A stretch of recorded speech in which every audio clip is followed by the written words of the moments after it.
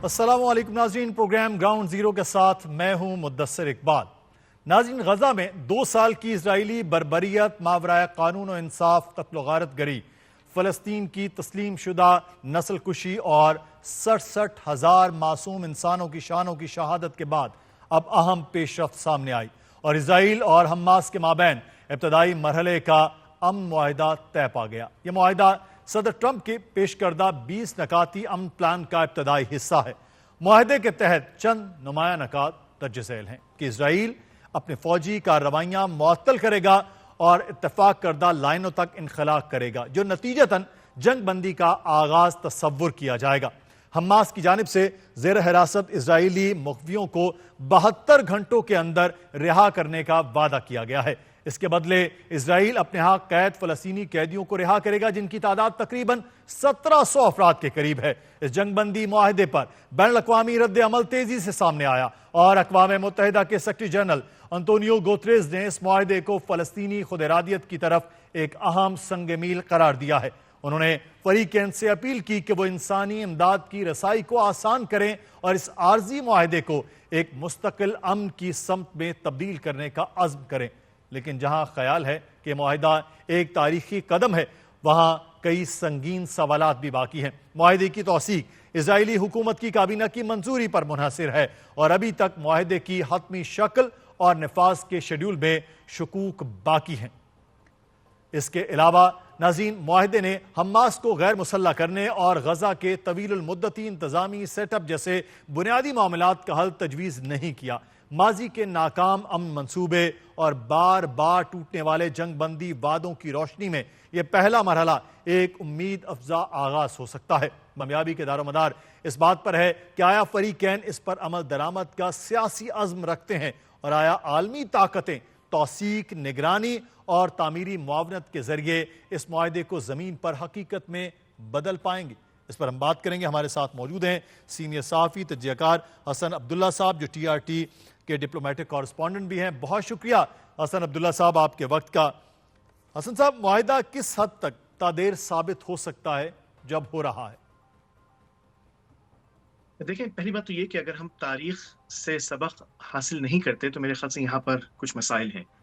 اگر ہم Oslo accord سے لے کر اب تک کی تاریخ پر نظر ڈالیں تو یہ بہت واضح ہو جاتا ہے کہ اسرائیل نے جتنے بھی معاہدے ہوئے ان کی خلاف ورزی کی، ان معاہدوں کو توڑا، مختلف جواز پیش کیے اور بعض اوقات وہ جواز پیش کیے جس کو بین الاقوامی کمیونٹی نے تسلیم نہیں کیا۔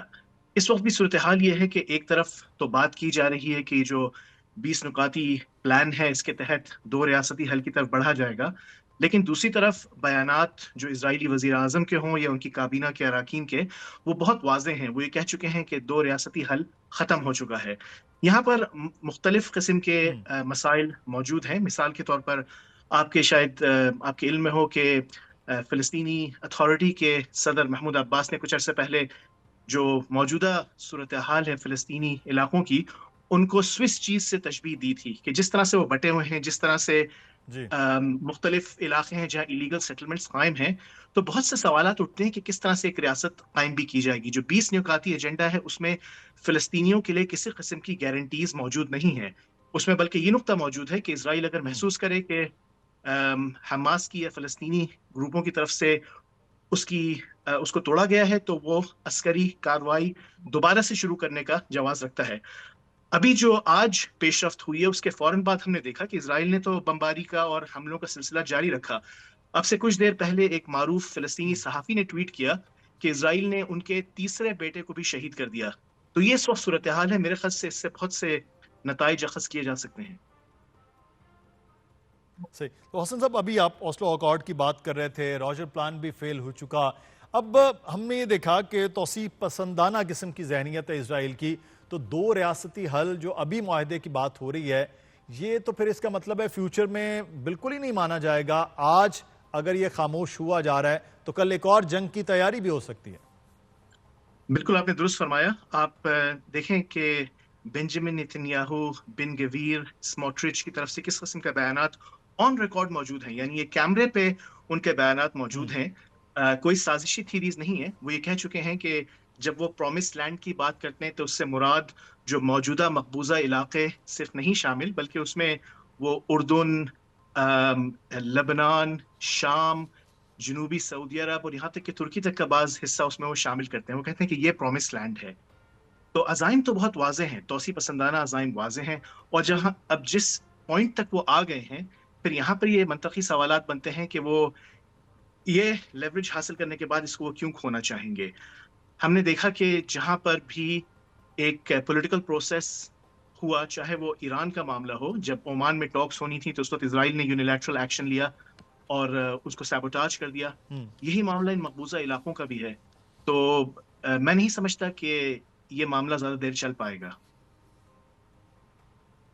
صحیح. اچھا، لیکن ایک چیز جو ہے کہ یہاں پر جنوری میں بھی جنگ بندی کا معاہدہ ہوا تھا، لیکن اب جو یہ معاہدہ ہو رہا ہے اس میں کوئی فرق آپ کیا دیکھتے ہیں کہ اس پہ اب بہت زیادہ خوش بھی ہوا جا رہا ہے، لوگ پوری دنیا میں اب یہ بات ہو رہی ہے، اس میں اور اس میں کیا آپ کو ڈفرنس نظر آ رہا ہے کہ یہ چل سکے گا آگے چند دنوں میں، چند مہینوں میں، یا ان فیوچر مستقل طور پہ؟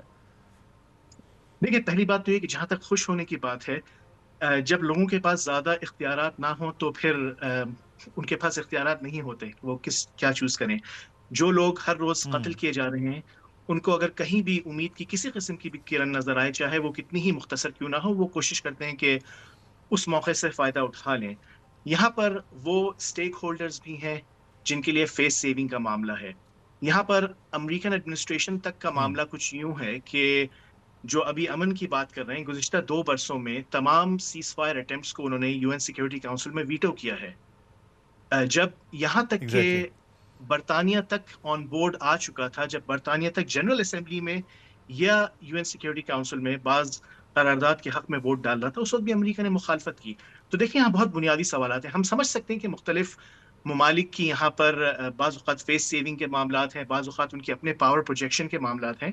لیکن اگر سچ بات کریں تو سچ بات یہ ہے کہ نمبر 1 ان ممالک کے اختیارات محدود ہیں، اور نمبر 2 وہ کوشش کر رہے ہیں کہ اس اسٹریٹجک کیلکولس کو اپنے حق میں استعمال کریں، چاہے وہ اپنے ڈومیسٹک آڈینس کے سامنے ہو، وہ یہ پیش کر رہے ہو کہ ہم نے کچھ حاصل کر لیا، یا فلسطینیوں کے اس میں ابراہیم اکورڈ سے 2020 سے بالخصوص جو معاملہ چلتا چلا آ رہا ہے، اس کے حقائق سب کے سامنے ہیں جو آنکھیں کھول کر دیکھنا چاہیں تو.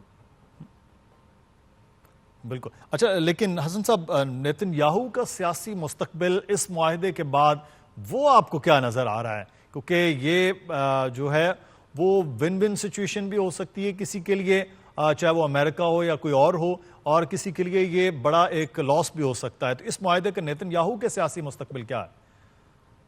دیکھیں، اس بات سے بھی انکار نہیں کیا جا سکتا کہ اسرائیل میں کچھ لوگ ایسے ہیں جو یہ کہتے آئے کہ نیتن یاہو نے اپنی ذاتی مفادات کے لیے معاملے کو ایسکیلیٹ کیا، اور وہ اس صورتحال کی تنقید کریں، وہ کہہ رہے ہیں کہ نیتن یاہو نے معاملے کو مس ہینڈل کیا. لیکن جب آپ جو دیگر مغربی پولنگ ایجنسیز نے جو سرویز کیے ہیں اسرائیلی سوسائٹی میں، ان کے آپ نتائج دیکھیں تو بالکل واضح ہے کہ اسرائیلی عوام کی اکثریت یہ مطالبہ کرتی آ رہی ہے کہ غزہ میں عسکری کارروائی کو مزید جو ہے وہ شدت کے ساتھ کیا جائے. جو پالیسیز ہیں، چاہے وہاں کی وہ سینٹرسٹ پارٹیز ہوں یا الٹرا رائٹ پارٹیز ہوں، بنیادی طور پر جو ان کی پالیسیز ہیں ان میں زیادہ فرق نہیں ہے. تو اگر نیتن یاہو صاحب مثال کے طور پر یہ سیاسی جنگ، جو ڈومیسٹک سیاسی جنگ ہے، وہ ہار بھی جاتے ہیں اور کوئی اور آ جاتا ہے، تو اگر آپ بیانات اٹھا کر دیکھیں اور اسرائیلی جو پبلک کے سینٹیمنٹس دیکھیں، تو اس سے نہیں لگتا کہ کسی قسم کی بنیادی تبدیلی ان کی فکر یا طرز عمل میں آئے گی. صحیح. اچھا، اس میں اب غزہ کی اگر ہم بات کرتے ہیں تو تعمیر نو اور بحالی یہ مسلم ممالک کے لیے ایک بہت بڑا چیلنج ہوگا. یہ اگر یہ سٹارٹ ہو جاتا ہے تو آپ سمجھتے ہیں کہ اوپنلی مسلم ممالک غزہ کی بحالی اور وہ سارے ایریاز جو بہت زیادہ افیکٹ ہوئے ہیں وہ کر پائیں گے، یا اس میں بھی اسرائیل کا کہیں نہ کہیں رکاوٹ ہوتی نظر آئے گی؟ پہلا سوال تو یہاں پر یہ بنتا ہے کہ جب ہم غزہ کی بحالی کی بات کر رہے ہیں تو اس میں کیا کیا شامل ہے، کیونکہ اگر ان 20 نکاتی ایجنڈے کو بھی آپ دیکھیں تو اس میں رائٹ آف ریٹرن کی کوئی بات نہیں ہے. لاکھوں فلسطینی جو بے دخل کر دیے گئے ہیں، ان کو یہ آپشن تو دیا گیا ہے کہ جو چاہیں وہ وہاں سے نکل کے کسی تھرڈ کنٹری جا سکتے ہیں، کہیں اور جا سکتے ہیں. لیکن رائٹ آف ریٹرن کا معاملہ کیا ہوا؟ لیکن اپنے وطن نہیں آ سکتے. کمپنسیشن کے معاملات کیا ہوئے. اس کے علاوہ یہ کہ امریکی صدر ڈونلڈ ٹرمپ کے جو داماد ہیں جیرڈ کوشنر، ان کے ریئل اسٹیٹ ڈیولپمنٹ میں کیا عزائم ہیں، اس پر بھی بیانات آ چکے ہیں. بہت کھلے معاملات ہیں. جس قسم کی کنسٹرکشن اور ڈیولپمنٹ کی بات کر رہے ہیں، وہاں عام غزہ والے غریبوں کو تو لا کر نہیں رکھا جائے گا.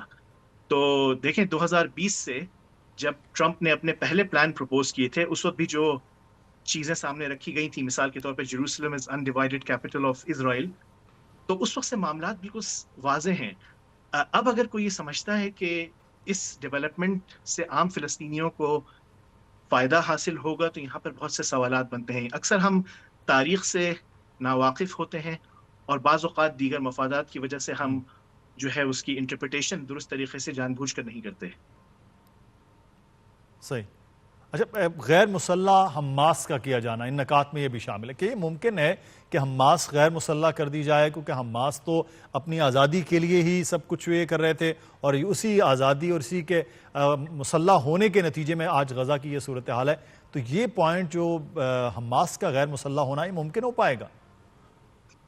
دیکھیں، پہلی بات تو یہ کہ اگر کوئی یہ کہتا ہے کہ کسی مسلح تنظیم کی وجہ سے یہ معاملہ ہوا، تو وہ تاریخ سے ناواقف ہے. مثال کے طور پہ ویسٹ بینک میں تو حماس موجود نہیں ہے. ویسٹ بینک میں الیگل سیٹلمنٹس پھر کیوں قائم ہیں؟ ویسٹ بینک میں فلسطینیوں کو گھروں سے کیوں نکالا جا رہا ہے؟ ان کے اولیو جو ٹریز ہیں ان کو کیوں جلایا جا رہا ہے، کیوں اکھاڑا جا رہا ہے؟ پہلی بات یہ. دوسری بات یہ کہ بین الاقوامی قانون کے تحت وہ لوگ جو مقبوضہ حالت میں ہوں، ان کو یہ حق حاصل ہے کہ وہ اپنی آزادی کے لیے جدوجہد کر سکتے ہیں. تو یہاں پر ایک بین الاقوامی حق سے ان کو محروم کیا جا رہا ہے. میں انٹرنیشنل لا کے تحت بات کر رہا ہوں.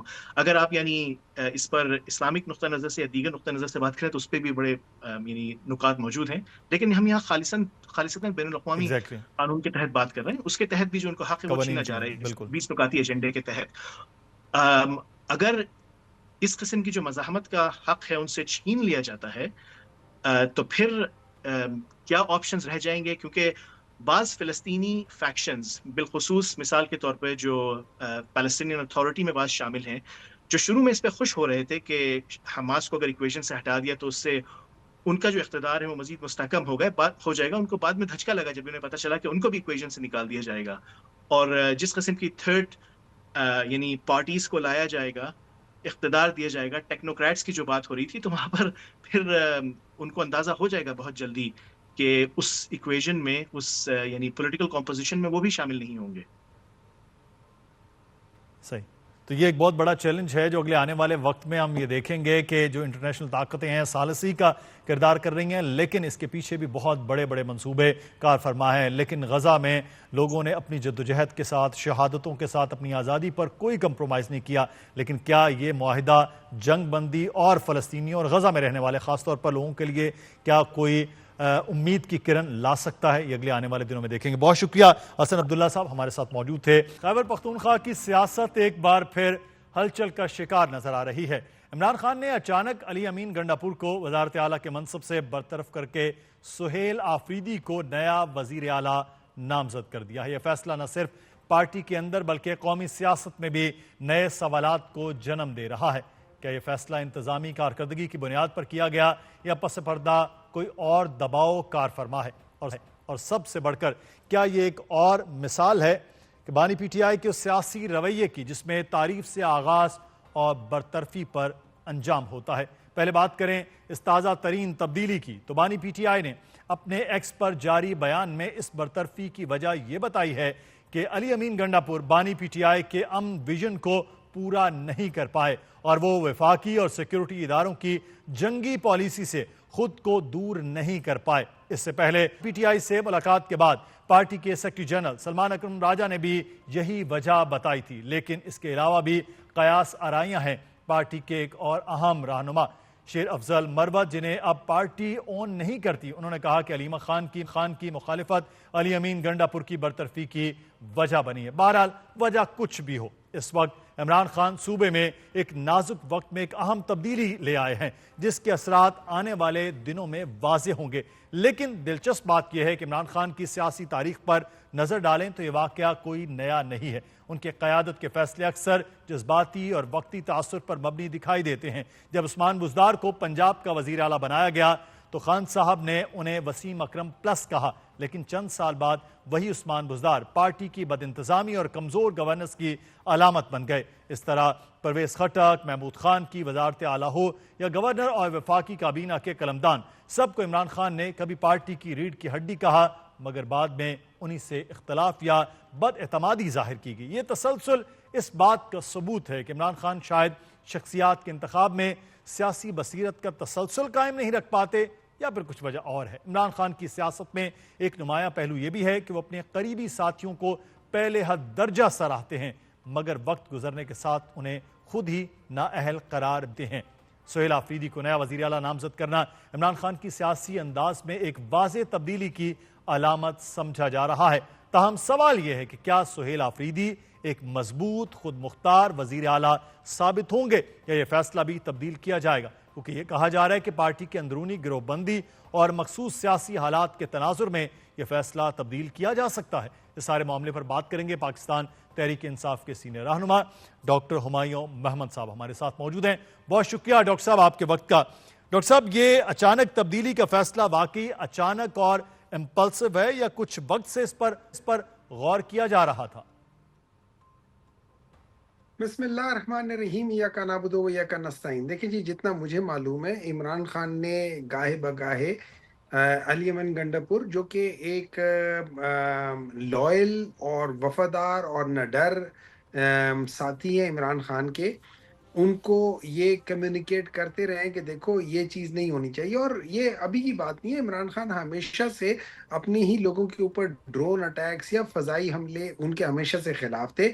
اس کی ایک بیسک وجہ ہے، اگر آپ دیکھیں 2009 میں ہم نے کے پی میں سب سے پہلے جو نیٹو کے اس کے خلاف ہم نے پشاور میں کیا تھا، اس کے بعد پھر ہم لوگ کراچی بھی گئے تھے، ہم لوگوں نے پھر یہ وزیرستان مارچ بھی کیا تھا۔ تو وہ ساری چیزیں انہی چیزوں کی لگ رہی ہے، اور اس کی مین وجہ یہ ہے کہ جب آپ ایریل بامبنگ کرتے ہیں یا جب آپ یہ ڈرون اٹیکس کرتے ہیں، وہ بعض دفعہ ٹارگٹ پہ نہیں جاتا ہے، یا اس کے ساتھ کولیٹرل ڈیمیج ہوتا ہے وہ ذرا زیادہ ہو جاتا ہے in order to justify what you are doing, اور یہ اراؤنڈ دا ورلڈ ہوتا ہے۔ اور خاص طور پہ اب آپ یہ یاد رکھنے، آپ نے ایک علاقے کی اپنی سائیکی بھی دیکھنی ہے۔ اس جگہ پہ جو ٹرائبل بیلٹ ہے یا جو مرج ڈسٹرکٹس ہیں، وہاں کی ایک اپنی ایک سائیکی ہے، اس سائیکی کے لحاظ سے دیکھو کہ کیا کرنا ہے۔ اب میرے لحاظ سے یہ عمران خان کہتے رہے ہیں، لیکن وفاق جو اپنے ڈیسیجن لے رہا تھا، میں پرسنلی بھی یہ سمجھتا ہوں کہ وفاق کے ڈیسیجنز میرے لحاظ سے سائنٹیفک ایویڈنس کے بیس پر نہیں پورے ہوتے۔ اب پاکستان نے 22 سے 23 پہلے آپریشنز کر چکے جن کا کوئی خاطر خواہ فائدہ نہیں ہوا۔ ہاں ٹھیک ہے، ٹیمپرریلی کچھ تھوڑا بہت کم ہو جاتا ہے، لیکن اس کے لانگ ٹرم امپیکٹ نہیں تھے۔ تو کیا یہ ٹائم نہیں ہے کہ ہم اس کو اپنی اسٹریٹجی کو چینج کر کے دیکھیں؟ اب عمران خان کیا کہہ رہے ہیں یا ہم لوگوں کا کیا ہوا ہے؟ ہم کہتے ہیں جی کہ اسٹیک ہولڈرز کون ہے؟ باؤنڈری کے اس طرف افغانستان کی حکومت ہے، they are stakeholders. Boundary کے اس طرف کے پی ہے، اور کے پی کا بھی وہ مرج ڈسٹرکٹس ہے، دے آر اسٹیک ہولڈرز۔ آپ ان لوگوں سے بات کریں، ان سے چیز کریں کہ بھئی یہ چیزیں آپ اس کو ایڈریس کرنے کے لیے اس سے بہتر طریقہ کیا ہو سکتا ہے کہ آپ انہی میں سے کسی شخص کو چیف منسٹر بنا لیں۔ سو آئی تھنک یہ پولیٹیکلی ایک بہت وائز ڈیسیجن ہے کہ آپ انہی میں سے یہ کو کر لیں۔ وہ لوگ جو مرج ڈسٹرکٹ والے وہ بڑے فخر محسوس کریں گے کہ پہلی بار جی تو ڈاکٹر صاحب، کیا یہ نئے وزیر اعلیٰ جو منتخب ہو رہے ہیں آپ کی جماعت کے نامزد ہوئے، کیا یہ وفاق کی اس پالیسی جو سیکیورٹی معاملات پر ہے اس سے اختلاف کریں گے؟ اور یہ دہشت گردی کا معاملہ پورے ملک کے لیے ہے، وہ بلوچستان کے لیے بھی اتنا اہم ہے جتنا کے پی کے لیے یا باقی صوبوں کے لیے ہے۔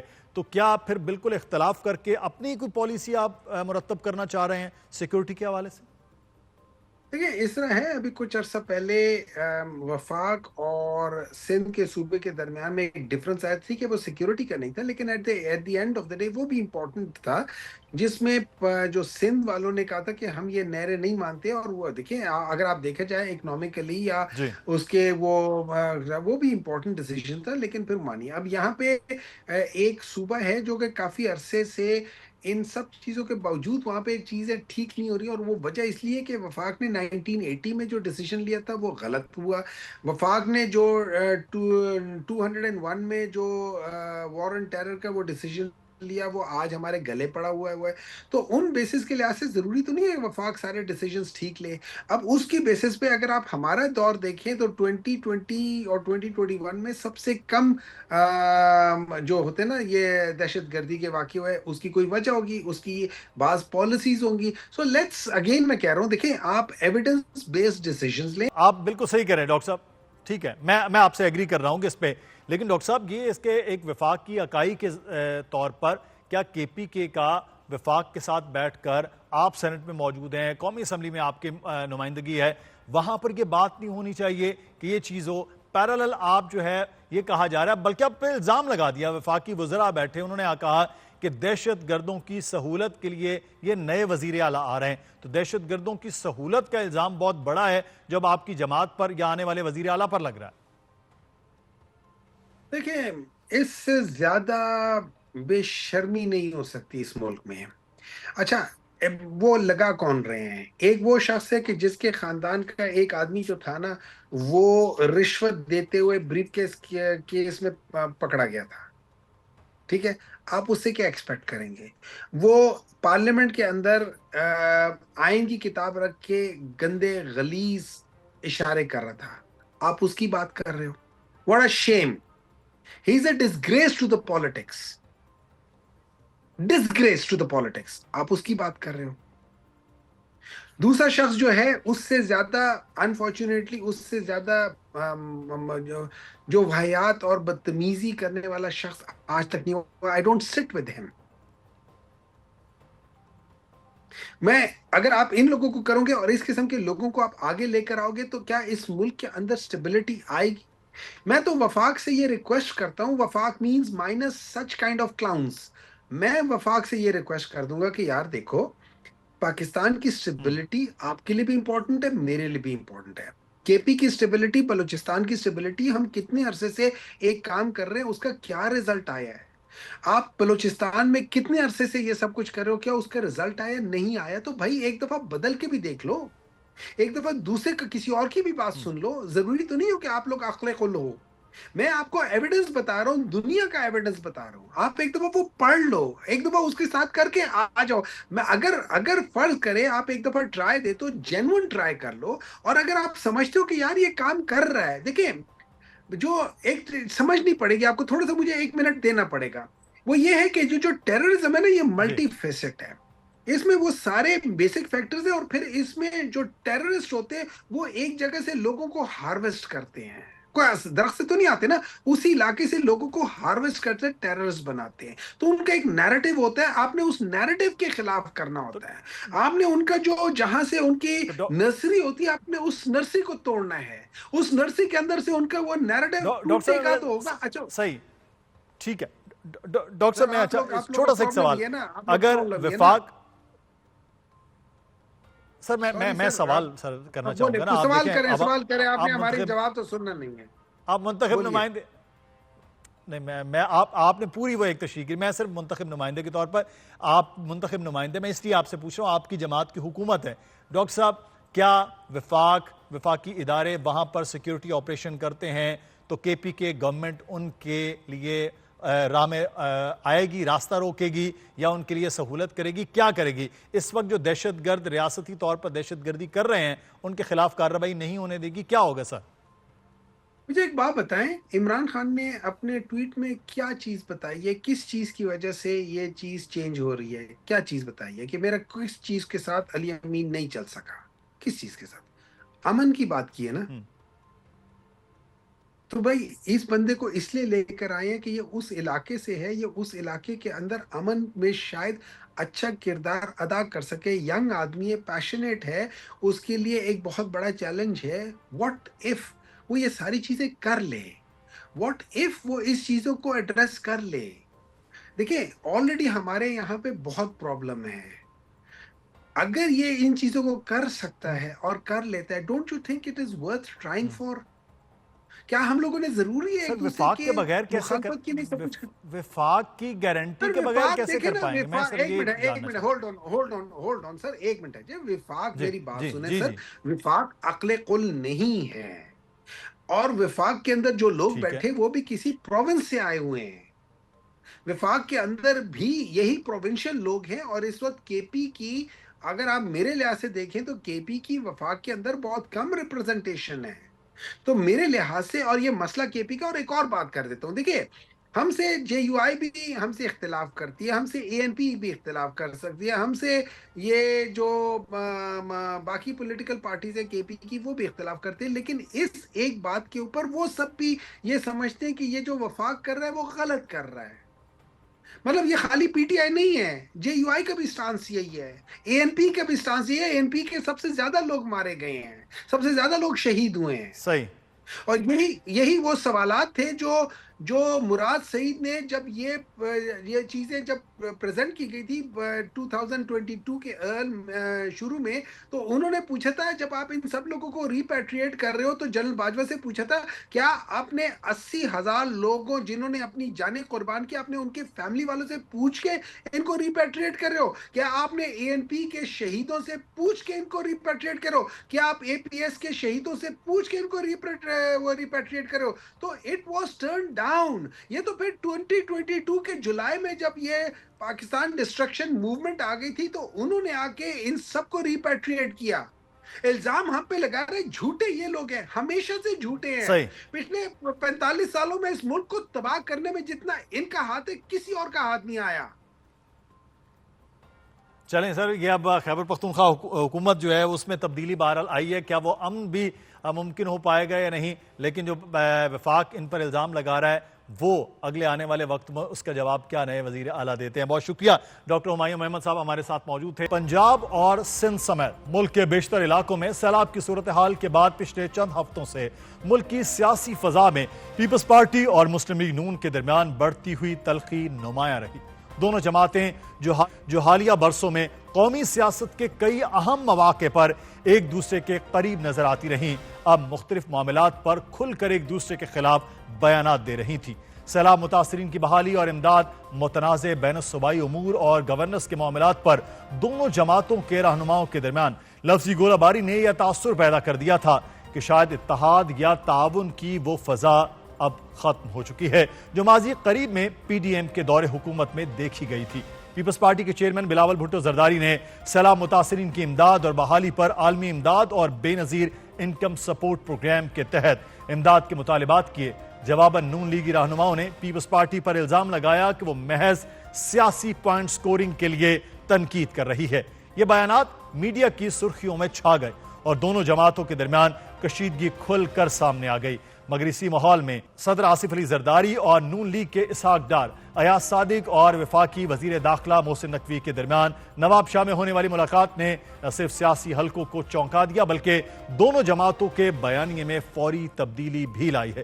ذرائع کے مطابق ملاقات نہایت مثبت ماحول میں ہوئی جہاں اس بات پر اتفاق کیا گیا کہ عوامی مسائل اور معیشت کی نازک صورتحال کے پیش نظر سیاسی تلخی کو مزید بڑھانا کسی کے مفاد میں نہیں ہے. آصف علی زرداری نے واضح کیا کہ قومی سیاست میں ٹکراؤ نہیں بلکہ تعاون کی ضرورت ہے، جبکہ اسحاق ڈار نے اس بات پر زور دیا کہ وفاقی حکومت تمام جماعتوں کے ساتھ مشاورت کے دروازے کھلے رکھنا چاہتی ہے. ملاقات کے فوراً بعد دونوں جماعتوں کی جانب سے آنے والے بیانات میں نمایاں تبدیلی بھی دیکھی گئی. یہ تبدیلی اس بات کا اشارہ ہے کہ پیپلز پارٹی اور مسلم لیگ نون فاصلے کم کرنے پر آمادہ ہے. اب دیکھنا یہ ہے کہ زرداری ڈار ملاقات کے بعد پیدا ہونے والی یہ مفاہمانہ فضا کب تک قائم رہتی ہے. کیا واقعی دونوں جماعتیں اپنے بیانات اور پالیسیوں میں کا مظاہرہ کریں گی یا یہ صلح عارضی ثابت ہوگی؟ فی الحال یہ ضرور کہا جا سکتا ہے کہ سیاسی درجہ حرارت کچھ کم ہوا ہے اور قومی سیاست میں اختلافات کے باوجود رابطے برقرار رکھنے کا پیغام ایک بار پھر ابھرا ہے جو اس وقت بہت مثبت ہے. ہمارے ساتھ موجود ہیں پاکستان پیپلز پارٹی کے سینئر رہنما قمر زمان قاہرہ صاحب. قاہرہ صاحب بہت شکریہ آپ کے وقت کا. اچھی ورکنگ ریلیشن شپ کے باوجود پیپلز پارٹی اور نون لیگ دو الگ الگ جماعتیں ہیں، الگ الگ منشور پر الیکشن لڑتی آئی ہیں، لیکن یہ کیا وجہ ہے کہ جب دونوں جماعتیں ایک دوسرے پر تنقید کر رہی ہوتی ہیں تو ایک جنگی سا ماحول سا اس بار پیدا ہو گیا ہے؟ سیاسی جماعتوں اور اپوزیشن کے مابین تنقید جو ہے وہ ایک نارمل سیاست نہیں، پھر ان جماعتوں میں اتنی تلخی کیوں آ گئی؟ انفارچونیٹ ہے جی، ایسا نہیں ہونا چاہیے تھا اور اس سے ایک انسرٹینٹی کی فضا کریٹ ہوئی. افسوسناک ہے لیکن ہوا یہ کہ بلاول صاحب نے اور اس کے بعد ہمارے باقی کچھ ساتھیوں نے سیلاب متاثرین کی امداد کے حوالے سے جو ان کو کیش گرانٹ دینے کا ایک تھوڑا سا چھوٹی سی اماؤنٹ جو فوری طور پہ امداد کے لیے ان کو دینی تھی، کیونکہ کیش گرانٹ امیڈیٹ امداد ہوتی ہے، باقی تو پھر سروے کے بعد جا کے اس کا فیصلہ ہوتا ہے کہ ان کو کتنے پیسے دینے ہیں، اس کے لیے ہم نے تجویز دی۔ اور دوسرا بلاول صاحب نے کہا کہ آپ ایمرجنسی لگائیں کیونکہ فلڈ بہت زیادہ ہے اور ابھی اور آ رہا ہے۔ ان دو چیزوں کو ایک عجیب رنگ دے دیا گیا اور اس پہ چلے، ہماری تنقید تھی، اس تنقید کو پہلے تجویز تھی نہیں مانی، تنقید کی نہیں مانی، نہ مانیے، ہم اپنی رائے دینے کا حق رکھتے ہیں، ہم لوگوں کے پاس جا کے یہ رائے دیں گے۔ اس کے اوپر جو ایک رویہ اختیار کیا گیا کہ یہ پنجاب کے کاموں سے جلتے ہیں، یہ پنجاب کے کام نہیں کرنے دیتے، کبھی نہروں کا ایشو، کبھی پنجاب کو ہم نے 50 ارب روپے کی سبسڈی دی بجلی کی، اس کے لیے سندھ گورنمنٹ کو مورد الزام ٹھہرا دیا کہ انہوں نے جا کے رکوائی، پیپلز پارٹی کو پنجاب دشمن ثابت کرنا چاہا۔ تو جب یہ پرفارمنس کے اوپر اب سندھ کو تانے دینے شروع کیے، اس کے بعد پھر ہمارے ساتھیوں نے بھی کبھی گندم کی پروکیورمنٹ کے حوالے سے، کبھی کسانوں کی ہاہاکار کے حوالے سے انہوں نے بھی باتیں کی، تو پھر دونوں طرف سے یہ بات چلتی گئی۔ لیکن اس کا آغاز انفارچونیٹلی مریم نواز شریف صاحبہ نے کر دیا، جو نہیں ہونا چاہیے تھا۔ میں نے تو کئی پروگرامز کے اندر پریس کانفرنس بھی کی، بالکل ان کے سوالوں کے جواب دیے، اور وہاں بھی انہیں کہا کہ اپنے لہجے کو یہ نہ لفظ اور لہجہ مناسب رکھیے، تنقید کرنا کوئی جرم نہیں ہے۔ لیکن یہ معاملہ بڑھتا گیا، ڈار صاحب نے بھی انٹروین کیا، ڈار صاحب اور ہماری قیادت اور رانا ثناء اللہ صاحب جو ہیں، ہمارے جو ساتھی ہیں نوید کنور صاحب اور اعجاز بیاکرانی صاحب کے ساتھ اسمبلی میں جو ملاقات ہوئی، اس پہ بات رکی نہیں۔ آج کل جو ملاقات ہوئی ہے ڈار صاحب کی، لیکن ایک چیز جو آپ کا مطالبہ، جی آپ کا جو مطالبہ رہا ہے اس میں، لیکن وہ پنجاب حکومت یا پاکستان مسلم نون کہا جائے، پنجاب حکومت کے نے وہ زیادہ کہ ڈکٹیشن دینا شروع کر دیا پاکستان پیپلز پارٹی نے۔ مطالبہ ہونا چاہیے بسپ کے ذریعے ہو، لیکن وہ ڈکٹیشن والا معاملہ، تلخی والا معاملہ ہو کہ ہماری حکومت ہے، جماعت الگ ہے، فیصلہ ہم کریں گے، یہ شاید زیادہ وجہ بنی۔ کیا واقعی ڈکٹیشن آپ کی جانب سے شروع ہو گئی تھی؟ زیادہ مطالبہ زور پکڑ رہا تھا؟ ڈکٹیشن والا کوئی لفظ نہیں ہے، ہم نے تجویز دی تھی، بلاول صاحب نے پرائم منسٹر صاحب کو فون کر کے بھی تجویز دی تھی، یہ فوٹیج آپ کے پاس موجود ہے۔ اس کے بعد بھی ہم یہی کہتے رہے کہ بے نظیر انکم سپورٹ پروگرام بہترین ذریعہ ہے جو امیڈیٹ کیش گرانٹ ہے اس کا، کیونکہ آزمودہ دنیا بھر میں اس پروگرام کی کو بہت سراہا گیا ہے۔ موجودہ بجٹ میں اس حکومت نے، میاں شہباز شریف صاحب کی حکومت نے اس بجٹ کے اندر آئی ایم ایف کی مرضی سے باقی ساری سبسڈیز کم ہوئی ہیں، بے نظیر انکم سپورٹ پروگرام کا بجٹ اضافہ کیا گیا 200 ارب کا، اس لیے اس پروگرام کا سٹرکچر بہت بڑا ہے اور بہت اچھا ہے۔ اس کے اوپر ہمارا اصرار تھا کہ یہ اچھا پروگرام ہے، اچھے طریقے سے چلا، باقی سروے کریں گے، سروے کر کے ڈیمیج اسیسمنٹ ہوگی، اس کے مطابق لوگوں کی مدد کریں گے۔ کون اس سے انکار کر سکتا ہے؟ کون سی ہم نے ضد کی تھی؟ کون سا ہم نے ہاتھ پکڑ کے کہا تھا کیسے ہی کریں؟ بالکل، آپ تو ذرا غور کیجئے نا کہ ماضی میں جب یہ گورنمنٹ بنی تو ہمارا معاہدہ ہوا تھا مسلم لیگ کے ساتھ، میاں شہباز شریف صاحب نے اور بلاول صاحب نے سائن کیا تھا وہ معاہدہ، اور اس معاہدے پہ عمل درآمد نہیں ہو پایا۔ مریم صاحبہ سے کئی ملاقاتیں ہماری ہوئی، ہماری کمیٹیوں کی، اس پہ عمل درآمد نہیں ہوا۔ لیکن کیا ہم نے کوئی ضد اصرار کر کے کوئی چیزیں کریٹ کی ہیں، ڈیڈ لاک کریٹ کیے ہیں؟ آنسر از نو۔ ہم نے تو حکومت کو سپورٹ کیا ہے۔